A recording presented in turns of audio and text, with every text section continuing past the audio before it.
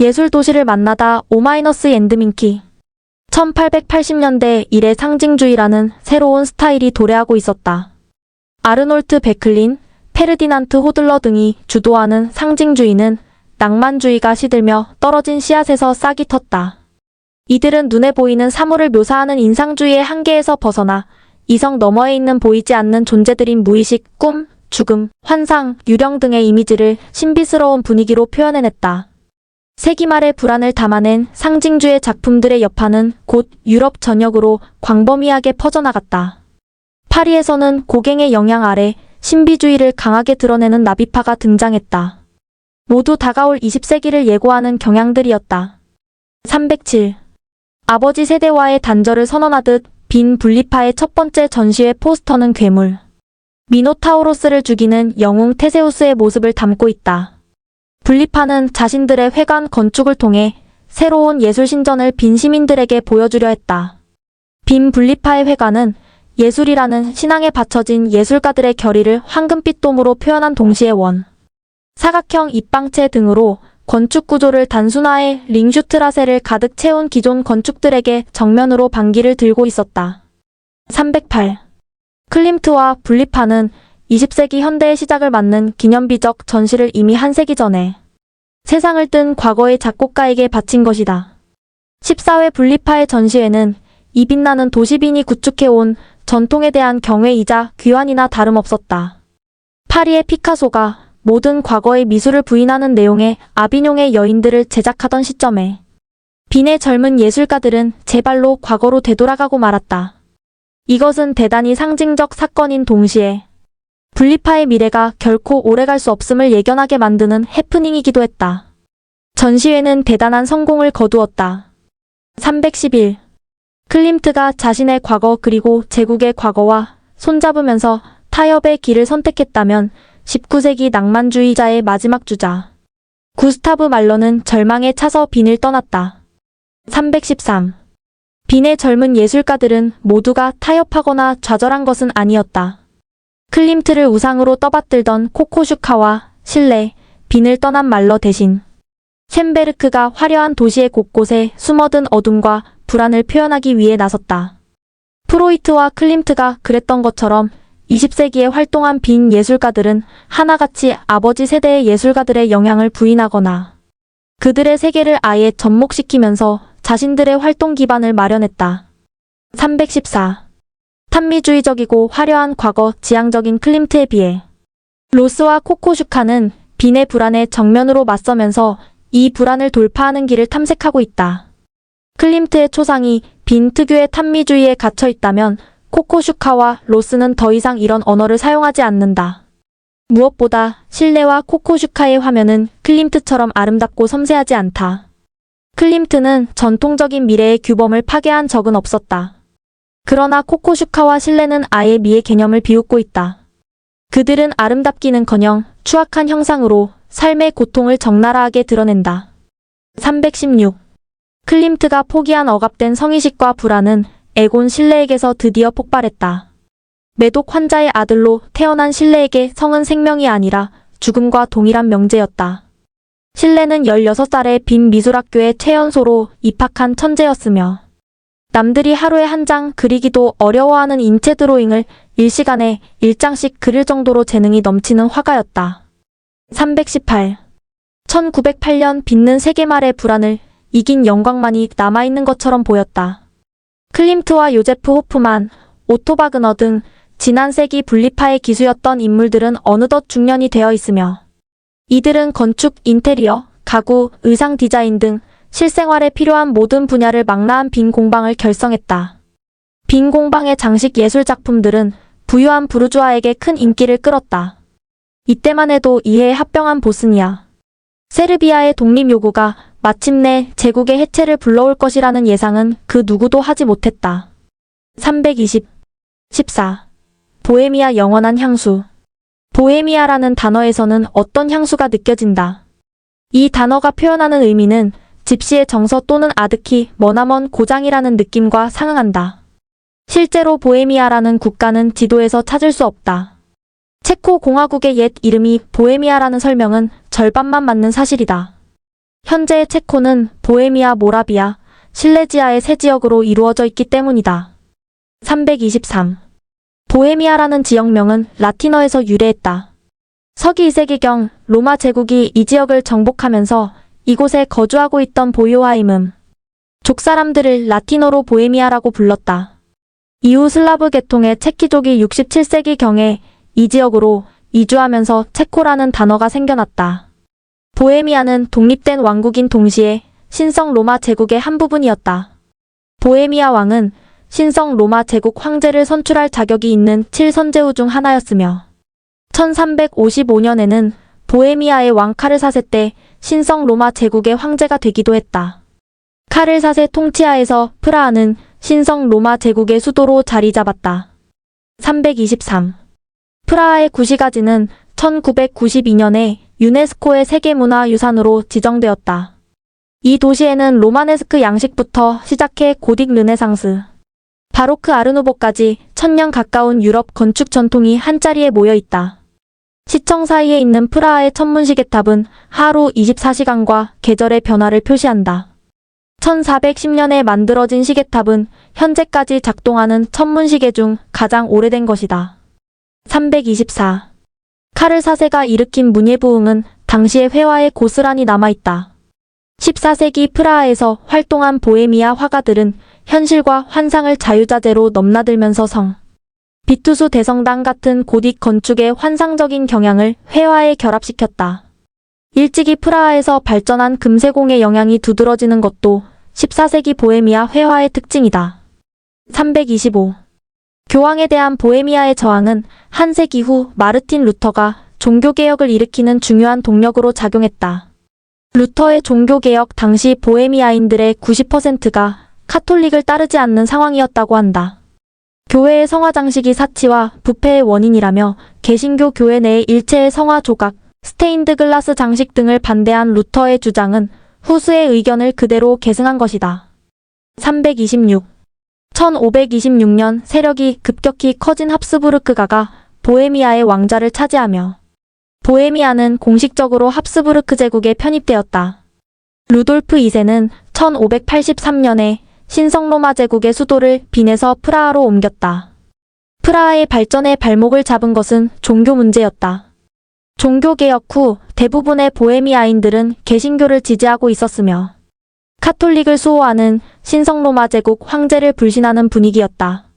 보헤미아 특히 프라하의 개신교들과 합스부르크가 사이의 긴장감을 점차 커졌고 마침내 1618년 프라하의 개신교도들은 개신교 집회를 금지한 합스부르크의 관리 3명을 프라하 성 창문 밖으로 던져버렸다. 이 사건이 도화선이 되어 30년 전쟁이 터졌다. 전쟁의 와중에 개신교를 지지한 영주들은 대거 처형되고 보헤미아는 선제 후자격을 상실하게 된다. 황제 페르디난트 2세는 자신의 편을 들어준 바이에른 국왕 막시밀리안에게 선제 후 자리를 선사했다. 328. 그에 비해 프라하는 2차 대전의 폭격을 피해갔고 공산주의 체제 때문에 현대적인 시설이나 상점이 거의 없어서 여전히 고색창연한 도시로 남아있었다. 프라하 인근에서 태어난 영화 감독 밀로스 포먼은 이러한 프라하의 특성을 잘 알고 있었다. 아마데우스에서 나오는 빈의 거리 장면들은 프라하 성정문 앞 말타스케 광장, 성 일리이 교회 등 모두가 프라하 시내에서 촬영되었다. 이 영화로 인해 프라하의 고색 상연한 아름다움이 전 세계에 알려지게 된다. 329. 돈 조반니는 어찌 보면 모차르트의 오페라들 중에서 가장 특이한 작품이다. 여성들을 농락하는 바람둥이의 행각을 보여주는 극의 전개는 전형적인 희극처럼 보이지만 극의 마지막에 돈 지오반니가 죽인 기사장의 석상 유령이 나타나 그를 지옥으로 끌고 간다. 싸늘하면서도 충격적인 결말 때문에 돈 지오반니는 모차르트의 복잡한 심경을 담은 작품이라고 분석되기도 한다. 330. 모차르트와 프라하 사이의 관계에서 알 수 있듯 18세기 프라하는 오스트리아 제국의 한 도시로 완전히 편입되어 있었다. 독일어가 지배적인 언어의 자리를 차지했으며 1526년 이후 오스트리아 제국 황제가 보헤미아 국왕을 겸임했다. 체코어는 거의 잊혀진 상태여서 지방을 순회하는 마리오네트 인형극에서나 간간히 쓰일 정도였다. 놀랍게도 오늘날 체코 문학의 대명사로 일컬어지는 프란츠 카프카의 작품들은 모두 독일어로 쓰였다. 카프카, 스메타나와 드보르자크 같은 체코 민족주의, 예술 대명사 같은 인물을 조차도 체코어보다는 독일어에 더 능숙했다. 332. 같은 해 6월 프라하에서도 보헤미아의 자치권을 요구하는 대규모 봉기가 일어났다. 오스트리아 군대는 이 봉기를 유혈 진압했다. 이를 통해 체코인들은 그동안 형제로 여겨왔던 오스트리아 제국의 실체를 충격적으로 깨닫게 된다. 몇백 년 이상 프라하에서는 독일인과 체코인들이 큰 문제 없이 공존했으며 이들은 서로에게 우호적인 감정을 가지고 있었다. 그러나 19세기 중반에 들어서며 체코의 민족주의는 이런 우호적 감정을 앞서게 된다. 331. 독일어와 체코어 또 오스트리아인, 체코인, 유대인 사이의 갈등은 19세기 후반과 20세기 초반에 절정을 이루었다. 이 민족주의 물결의 와중에 프란츠 카프카를 중심으로 한 유대인 작가들은 프라하 유대인들의 삶을 우회적으로 그린 작품을 대거 내놓았다. 카프카의 성변신 등이 담고 있는 어둠은 오스트리아 제국의 강압적 통치와 이에 저항하는 체코 민주주의 사이에서 유대인들은 결코 자신들의 자리를 찾을 수 없다는 절망감에서 비롯되었다. 333. 변방인 보헤미아에서 유대인이라는 이유로 또다시 변방에 내몰린 처지였지만 카프카가 늘 숭배했던 대상은 주류 중에 주류이며 독일 문학의 별인 괴테였다. 더군다나 합스부르크 왕가의 압제처럼 카프카에게는 자식을 휘어잡고 세속적인 성공만을 강요하는 아버지가 있었다. 카프카의 패배와 몰락은 출발에서부터 이미 예정된 것이나 다름없다. 성변신 심판 등에서 카프카의 주인공들은 아버지나 가족, 국가, 법률 등 거대한 힘에 억압당하며 주인공은 그러한 힘에 별반 저행하지 못하고 어이없이 패배한다. 334. 베드로지우 스메타나는 작곡가로 또 지휘자와 음악가 교육가로 체코 고전 음악을 부흥시킨 장본인이다. 스메타나와 드보르자크 19세기 후반 체코가 나온 걸출한 민족주의 작곡가 두 사람 중 국제적으로 더 알려진 이는 단연 드보르자크지만 정작 체코에서는 스메타나가 더욱 대접받고 있는 분위기다. 매년 5월 12일 스메타나가 세상을 떠난 날 시작되는 프라하의 봄. 음악제의 개막 콘서트에서는 어김없이 스메타나의 교향시 나의 조국이 무대에 오른다. 334. 나의 조국은 체코 민족주의의 음악으로 집대성한 곡이라고 할 만하다. 당시 프라하는 오스트리아, 헝가리, 보헤미아 연방 설립의 좌절로 더욱 민족주의 물결이 들끓던 시기였다. 이런 분위기에서 지도상에 존재하지 않는 조국을 찬양한 나의 조국은 프라하 지식인들에게 큰 반향을 불러일으킬 수밖에 없었어. 나의 조국은 사실상 스메타나 최후의 대작이었다. 스메타나는 매독으로 인한 난청에 시달리고 있었고 이 곡을 작곡하면서 증세가 더 악화되었다. 마침내 1882년 나의 조국이 프라하에서 초연되었을 때 작곡가는 자신의 곡을 거의 들을 수 없었다고 한다. 336. 스메타나가 싹을 틔운 체코 민족주의 음악은 안토닌 드보르자크에 의해 만개한다. 스메타나보다 17살 연하인 드보르자크는 스메타나가 지휘하던 국립 오케스트라에서 바이올린을 연주하며 작곡가의 꿈을 키웠다. 한때는 스메타나를 대신해 지휘봉을 잡기도 했다. 그는 작곡에 전념하기 위해 1871년 오케스트라를 그만두고 3년간의 절치부심 끝에 1874년 교향곡 3번으로 오스트리아 국가대상을 수상한다. 빈에서 활동하던 브람스를 만난 것도 이 즈음이었다. 브람스는 무명의 작곡가에게 음악 출판사 심록을 소개해 주었다. 이 출판사의 의대로 작곡한 슬라브 무곡 1집이 큰 인기를 끌면서 드보르자크는 스메타나의 뒤를 이을 보헤미아의 음악 기수로 떠올랐다. 336. 보헤미아에서 태어나 젊은 시절 프라하에서 오페라 지휘자로 활동했던 구스타브 말러 역시 보헤미아가 나온 위대한 작곡가이지만 그의 성향은 보헤미아보다는 오스트리아에 더 가깝다. 또 체코의 작곡가를 거론할 때 빼놓을 수 없는 이름인 야나체크는 보헤미아가 아닌 모라비아 태생으로 모라비아 민속 음악을 적극적으로 활용한 곡들을 작곡했다. 337. 빈에 클림트가 있고 아르레 고흐가 있듯이 프라하에는 알폰스 무아가 있다.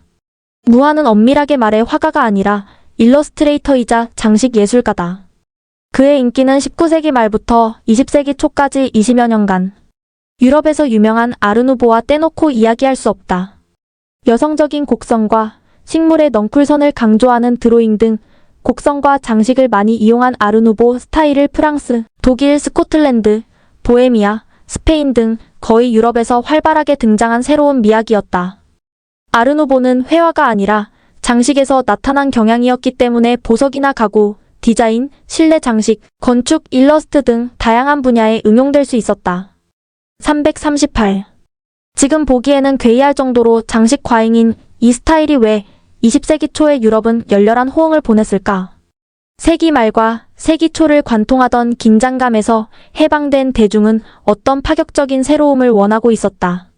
더구나 아르누보는 로코코 등 지나간 시대의 화려한 유행을 떠올리게끔 하는 부분도 있었다.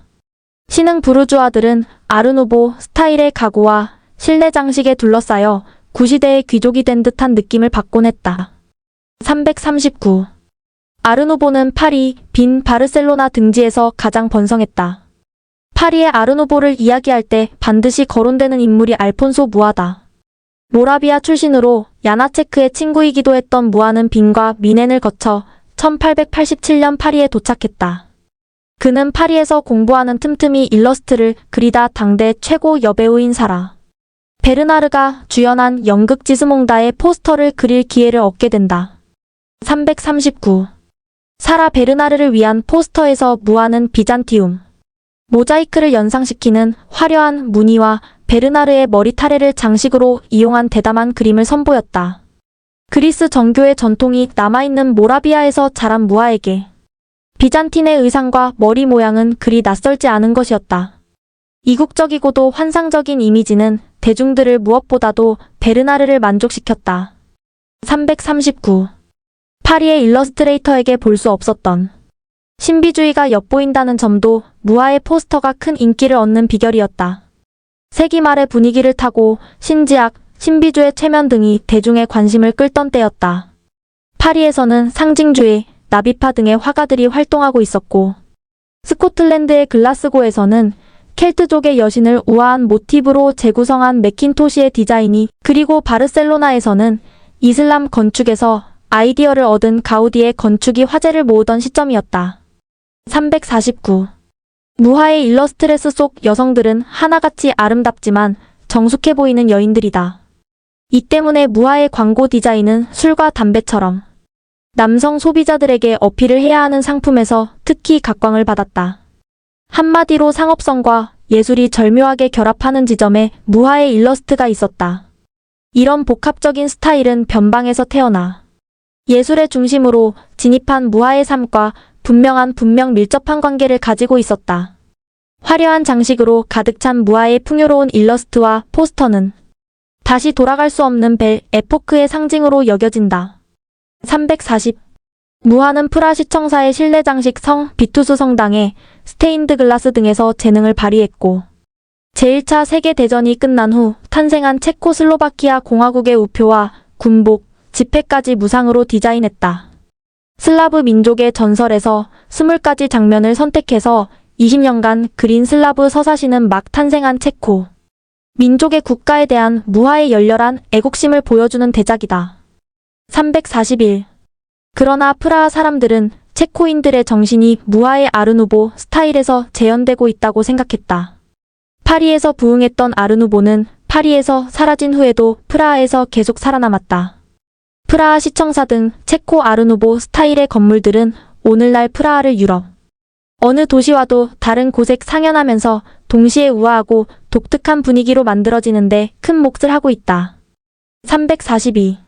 보헤미아 이야기를 할 때 마지막으로 빼놓을 수 없는 의문이 있다. 왜 보헤미안이라는 단어가 떠돌이나 방랑자 아니면 낭만적인 젊은 예술가들을 지칭하는 대명사로 사용되고 있을까? 앙리 미르제의 보헤미안의 생활 전경이나 푸치니의 라보엠. 이 지칭하는 보헤미안이 보헤미아 사람들을 뜻하지 않는다는 것은 분명하다. 여기서 말하는 보헤미안 란이란 규칙에 얽매이지 않고 자유분방한 삶 속에서 예술을 추구하는 젊은이를 뜻한다. 그런데 왜 나라 이름인 보헤미아가 이런 뜻으로 쓰게 된 걸까? 343. 보헤미안이라는 단어는 19세기 파리에서 쓰이기 시작했다. 막계층에 의해 거주구역이 나뉘기 시작한 파리에서 몽마르트르 등 하류계층의 거주지에 자리 잡은 동유럽 출신의 젊은이들이 보헤미안이라고 불렸다. 이때의 보헤미안은 주로 집시를 지칭했는데 당시 프랑스인들은 보헤미아가 집시들이 많이 사는 나라라고 생각했다. 오스트리아 제국의 지배로 인해 동유럽 국가들이 독립하지 못하고 있었던 시기여서 보헤미아가 동유럽 국가의 대명사 격인 이름이었기 때문이다. 343. 집시 또는 로마인이라고 불렸던 이 유랑민족들의 정체는 아직도 정확히 밝혀지고 있지 않다. 북인도 또는 북아프리카에서 유럽으로 건너왔다고 추정되는 집시들은 현재도 헝가리, 루마니아를 중심으로 한 동유럽과 프랑스 남부 스페인에 많이 거주한다. 서기 1.000년을 전후해 유럽으로 유입된 집시들은 떠돌아다니는 고유의 문화를 고집해서 여러 유럽 제국들과 계속 마찰을 빚었다. 히틀러는 유대인과 집시를 동급으로 여겨 아우슈비츠에서 많은 집시들을 학살했다. 343. 집시의 춤과 음악은 고전 음악에 확실한 흔적을 남겨놓았다. 헝가리 출신의 리스트 또 오스트리아 제국의 수도 빈에 거주하는 브람스는 이들에게 영향을 받은 헝가리안 랩소디와 헝가리 무곡을 작곡했다.